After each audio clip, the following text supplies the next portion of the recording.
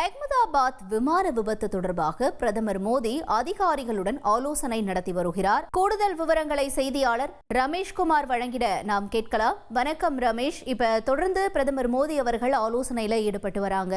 அடுத்து என்ன நிகழும் என்று எதிர்பார்க்கக்கூடிய ஒரு தருணமாக இருக்கிறது. நிலவரம் என்ன ரமேஷ்? குஜராத்தில் நடைபெற்ற விமான விபத்து தொடர்பாக சம்பவ இடத்தை சற்று முன்னதாக நேரில் பார்வையிட்டு ஆய்வு செய்த பிரதமர் மோடி தற்போது விமான நிலையத்திலேயே அதிகாரிகளோடு உயர்மட்ட ஆலோசனை கூட்டம் ஒன்றை மேற்கொண்டிருக்கிறார்.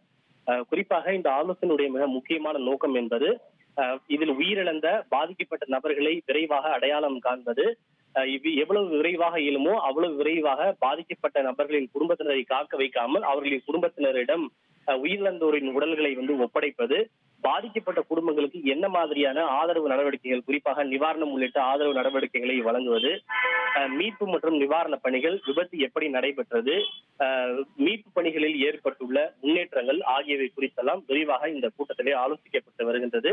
இந்த ஆய்வுக்கு பின்னர் ஏதேனும் பாதிக்கப்பட்ட குடும்பத்திற்கு நிவாரணம் அறிவிக்கப்படுவதற்கான வாய்ப்புகள் இருப்பதாக கூறப்படுகின்றது.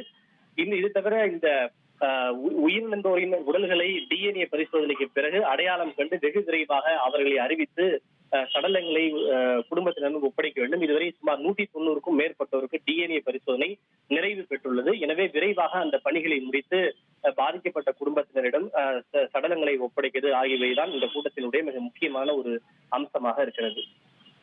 தகவல்களுக்கு நன்றி ரமேஷ்குமார். செய்திகளை உடனுக்குடன் தெரிந்து கொள்ள உடனே சப்ஸ்கிரைப் பண்ணுங்க.